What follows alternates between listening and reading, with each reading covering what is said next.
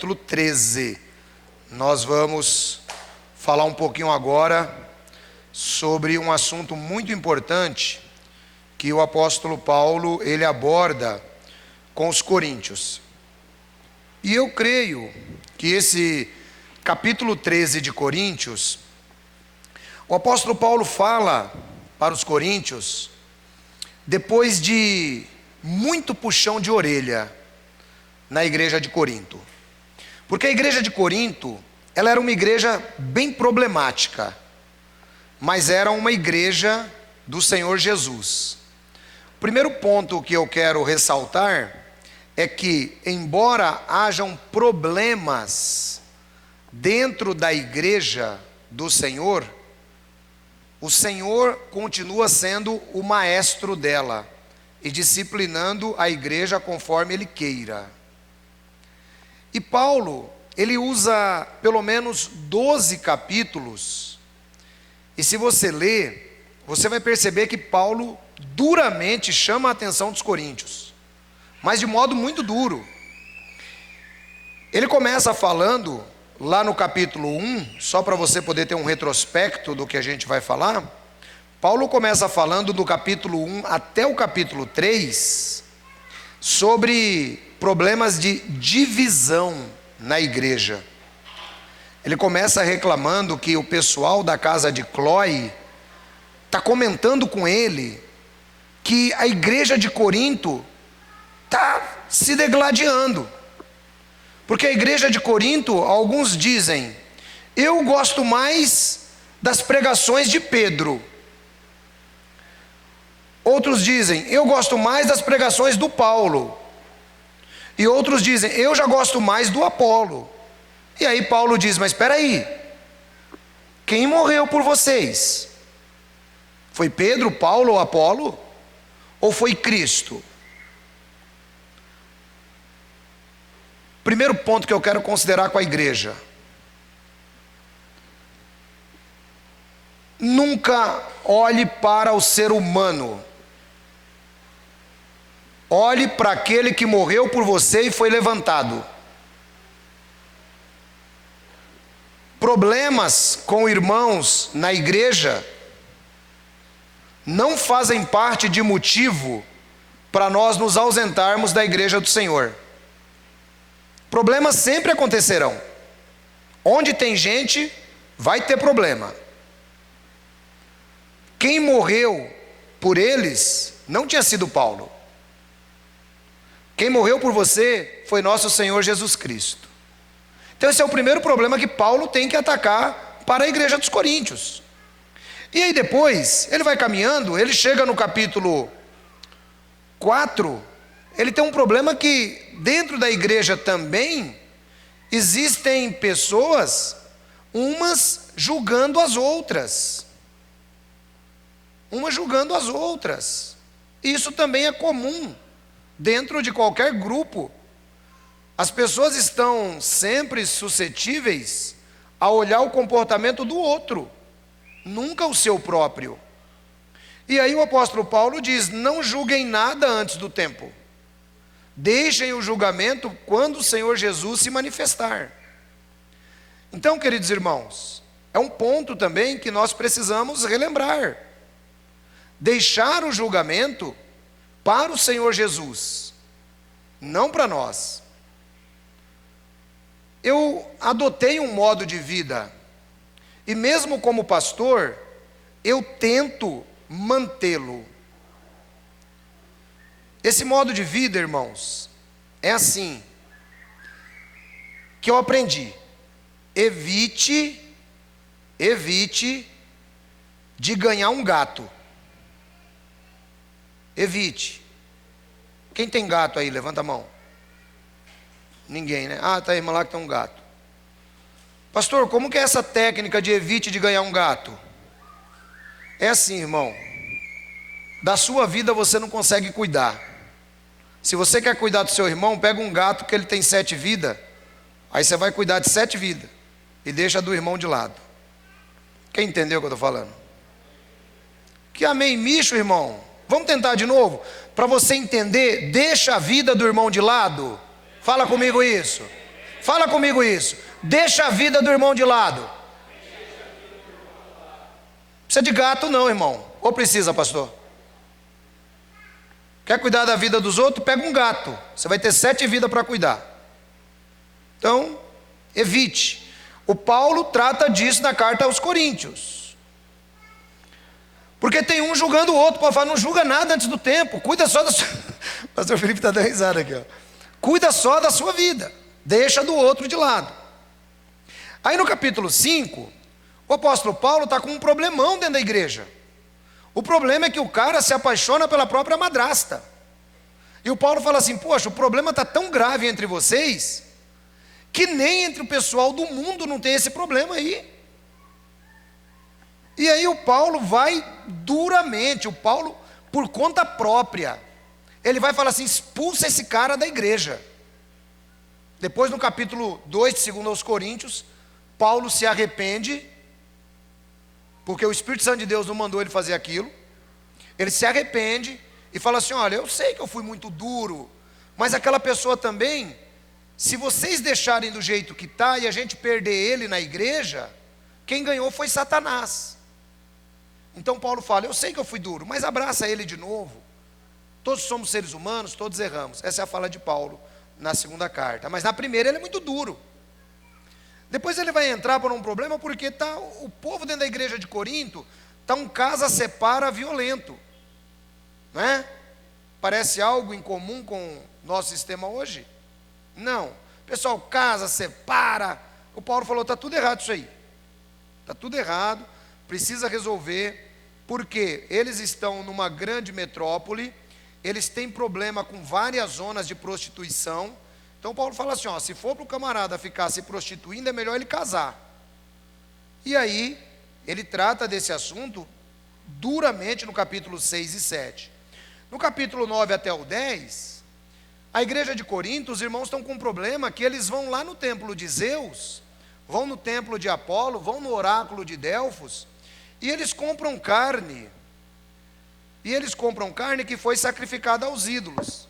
Só que tem irmão que o Paulo diz assim, olha, se você não tem problema com isso, você come.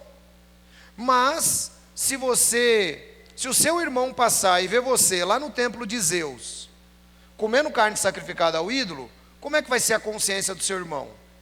Então Paulo também tem problema com gente que não entendeu ainda a idolatria direito.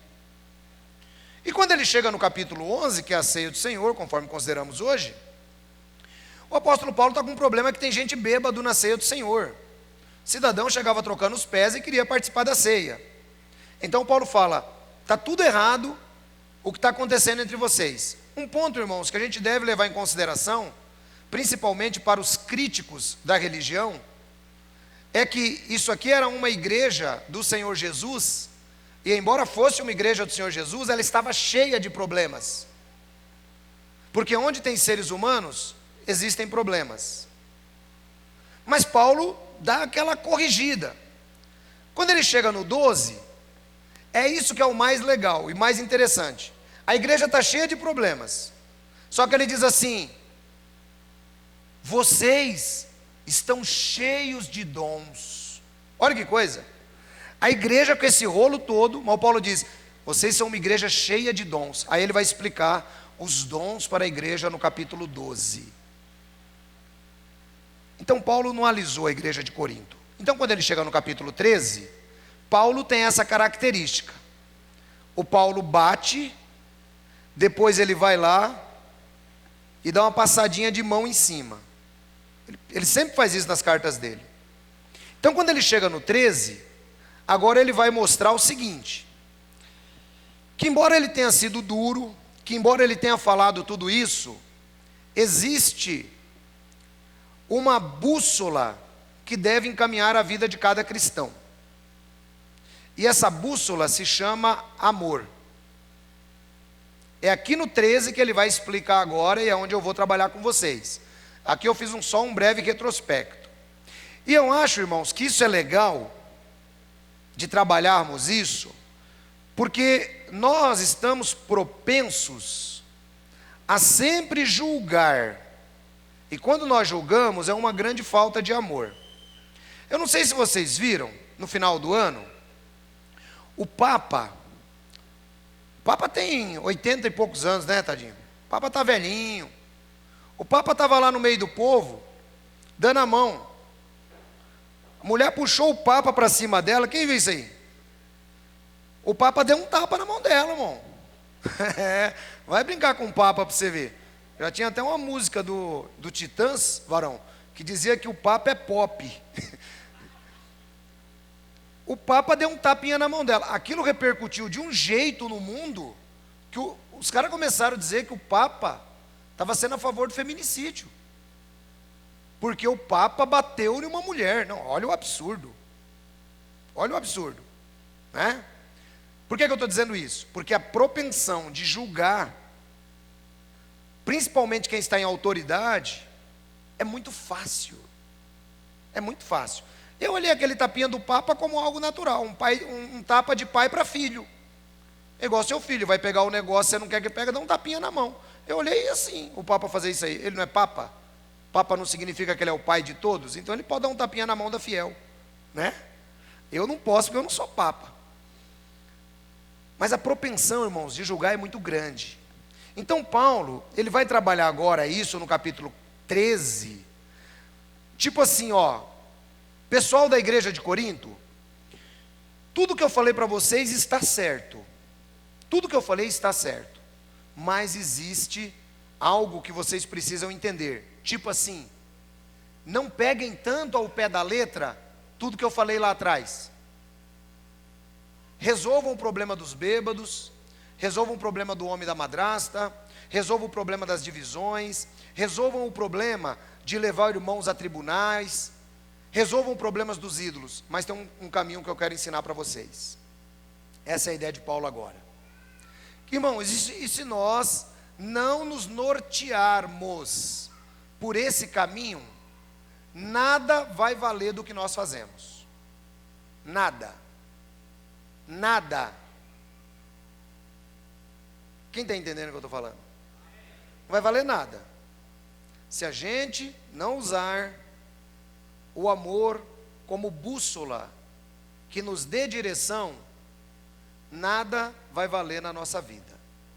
E é assim que Paulo começa. 13. Ainda que eu falasse a língua dos homens e dos anjos, e não tivesse amor, seria como um metal que soa, ou um símbolo, um sino que tine. Veja só, se lembre que no capítulo 12, eu estou lendo Almeida, viu, varão? Estou lendo Almeida Revista Corrigida. Lembre-se que no capítulo 12, ele falou sobre os dons. Ele falou sobre os dons. Então agora ele diz assim, olha, ainda que eu falasse a língua dos homens, e falasse a língua dos anjos, tivesse toda a espiritualidade do mundo, mas se eu não tiver amor, eu vou ser apenas como um sino que tine. A ideia dessa expressão, aqui na língua grega, é a ideia de uma criança que pega uma lata e sai batendo. Quem já viu criança fazer isso? Torra a paciência, não torra, irmão? Pois é, o Paulo diz que se você for o homem mais espiritual do mundo, mas você não tiver amor, você é apenas como o bater de uma lata por uma criança. Então nós precisamos definir o que é amor. E é o caminho que eu quero encaminhar a igreja Elim de Hortolândia para andar em 2020. Amor. Ainda que eu falasse a língua dos homens ou dos anjos, mas não tivesse amor, eu seria como um metal que soa, ou um sino que retine. Então, irmão, se você não tiver amor, não vale nada. Então vamos definir o que é amor. Primeiro ponto que eu gostaria de definir como amor, é que amor ele não é um sentimento quando se trata desta questão. Amor é uma opção. Por que nós podemos saber que amor é uma opção, pastor? É muito simples. Jesus disse assim: amai os vossos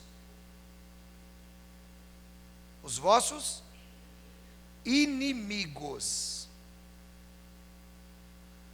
Quando que vai brotar em você um sentimento para amar o seu inimigo? Alguém já conseguiu essa façanha? Alguém já conseguiu? Ai, como eu amo o meu inimigo. Como é lindo isso. Não faz, irmão. Não adianta. Então você tem que escolher amar. Você tem que escolher. Amar é uma opção. No caso dos inimigos, amar significa que você não deseja o mal para eles. Não significa que você tenha que ir lá na casa do seu inimigo, porque você pode tomar um tiro. Tem irmão que fala assim: falou que tem que amar o inimigo. Então, irmão, não é assim. Amar significa que você não pode desejar o mal para ele. Amar significa que você deve desejar que Cristo entre na vida dele. Isso é amar. Então, quando Paulo começa falando de amor, ele nos fala de um amor superior, que na língua grega é o amor agapó ou agape. Esse amor é o amor parecido com o amor de Deus para com a humanidade. Esse é o amor. Ou seja, Deus, ele não sentiu no coração de te amar. Ele te ama. E a Bíblia diz que ele nos amou enquanto ainda éramos pecadores. Deus não esperou você se converter para te amar. Ele te amou enquanto você ainda nem sonhava em se converter. Esse é o amor que Paulo está tratando aqui. Não é o amor romântico, o amor eros, que é o amor de homem para com mulher. É o amor fraternal. É o amor que faz com que você queira o bem. Então ele diz: se você não tiver esse amor, não vai adiantar nada. Então vamos tentar entender. Quem entendeu essa definição de amor aí, levante a mão para eu ter uma noção de como a igreja está andando. Levanta a mão quem entendeu essa definição de amor. Amém. Amar é opção. Amar é opção. E aceitar essa opção significa ser cristão. Porque quem não é cristão não vai aceitar essa opção nunca. Jamais. Nas nações, funciona assim: me bateu, eu bato. Me ofendeu, eu ofendo. Entre nós não será dessa maneira. Entre nós é diferente. Irmãos, e se nós não conseguirmos atingir essa diferença, e eu não tenho medo de falar isso para você, se nós não conseguirmos atingir essa diferença, nada estamos fazendo aqui. Amar significa aquilo que nosso Senhor Jesus Cristo ensinou. Se você apanhar na face direita, faça o quê? Faça o quê? Dê à esquerda. É fácil ser cristão, irmão? Sim ou não? Não é fácil. O camarada bateu na sua cara. A nossa tendência humana é revidar, é ir para cima. Mas Jesus fala que é diferente. Se alguém bater na sua face, dê a outra face. Irmãos, quando eu leio essa passagem de Jesus, e alguém me ame, por gentileza, e me traga um copo d'água, é assim, quando eu leio essa passagem de Jesus, eu acho que é uma das passagens mais difíceis do cristão conseguir viver. É uma das mais difíceis, porque ela vai contra a nossa índole humana. Ela vai contra. E eu fico analisando o porquê que Jesus também disse assim, ó: felizes os mansos, porque herdarão a terra. Porque, irmãos, isso está completamente relacionado com essa fala dele. E aí eu consigo andar mais um pouco e entender por que que o cristianismo relaciona as pessoas com ovelhas. Por que que o cristianismo relaciona as pessoas com ovelhas? Quem está acompanhando onde eu vou chegar, levanta a mão aí para me ver. Quem está acompanhando? Obrigado. Irmãos, olha que coisa interessante. Olha que coisa interessante. Apanhar e dar outra face. Ser ovelha e ser manso. Tudo está intrinsecamente ligado. Por quê?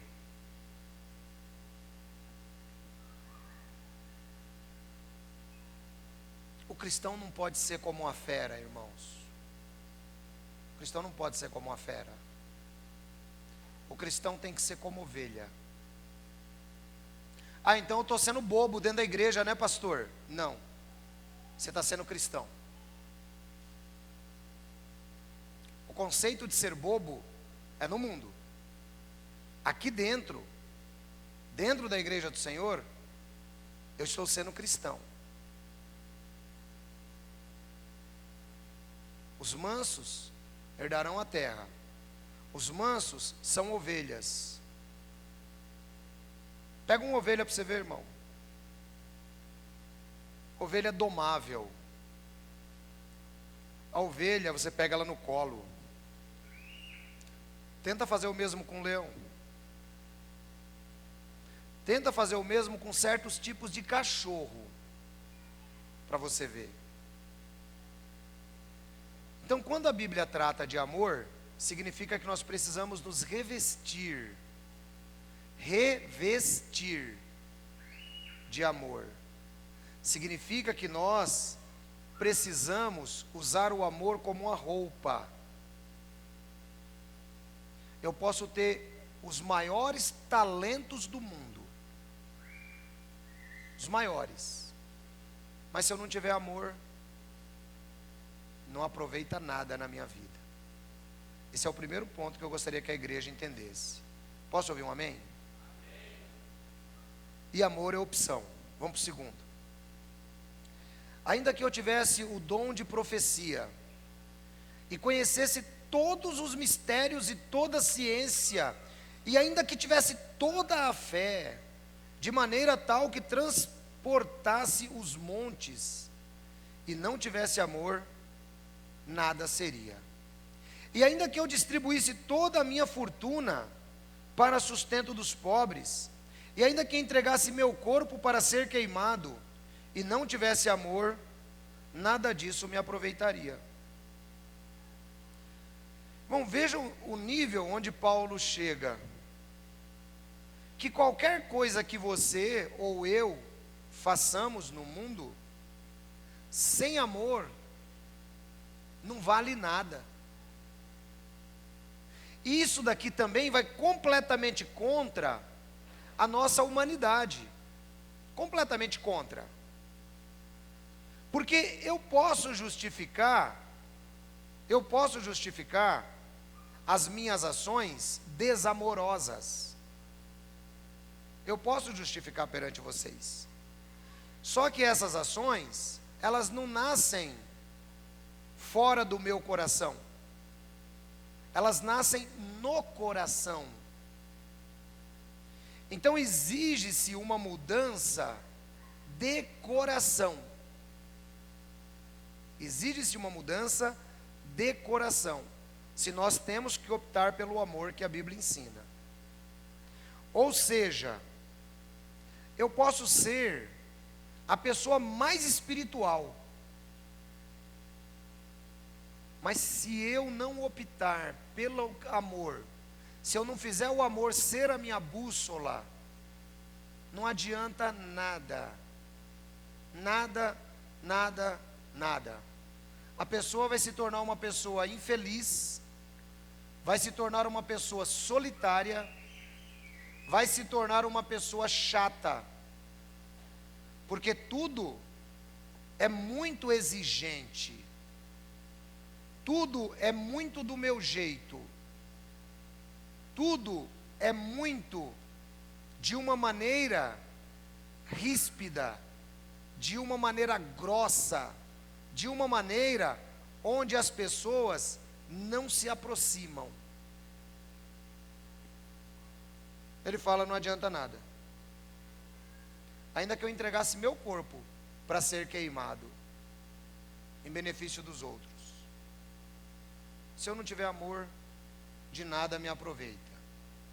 Então amor é uma condição, irmãos, que está no coração. E é aí que a gente tem que se autoavaliar. Quem sou eu no íntimo do meu coração? Quem sou eu?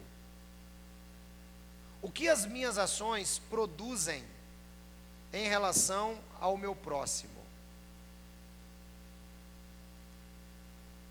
Porque você quer se conhecer?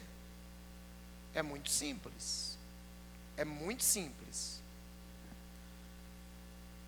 Funciona assim. Vou ensinar para você se conhecer.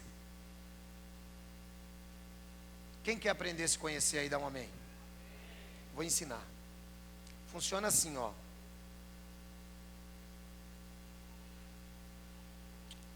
Alô, ancião. Alô. Meia-noite. Meia-noite. Alô, ancião. Alô. Ô, irmão, paz de Cristo, tudo bem? Tá, tudo bem. Ô, ancião, é o seguinte, eu estou com um problema aqui em casa, rapaz, e eu precisava muito de uma ajudia sua. Ah, tá bom, que horas? Agora. Agora. Obrigado, varão, Deus abençoe. Agora. Então vamos lá para você se conhecer. Minha cabeça faz uma conta. Então a primeira pessoa que você tem que conhecer é a sua cabeça. Sua cabeça é uma pessoa à parte de você. Então sua cabeça faz uma conta assim, agora, meia-noite, o que será que esse irmão quer? Sim ou não? Aí o seu coração diz assim, puxa, mas se o irmão está chamando agora, é porque ele deve estar com necessidade. Sim ou não? É duas pessoas brigando dentro de você. Qual é a que vence? Qual é a que vence? A que vencer é você. Entendeu como é que você se conhece? A que vencer é você. Ah, também, meu, meia-noite. Deve ser besteira daquele irmão, viu? Ô irmão, tá bom, vou orar por você. Vamos orar agora pelo telefone. Né? Esse é você, irmão. Um preguiçoso, desamoroso, que faz a obra de Deus de modo relaxado e que não se importa com seu irmão. Esse é você. Aquele seu coração que tentou ser você e não conseguiu, é o que Deus quer que você seja. É aquele que diz assim, o meu irmão está precisando de mim e eu vou atendê-lo.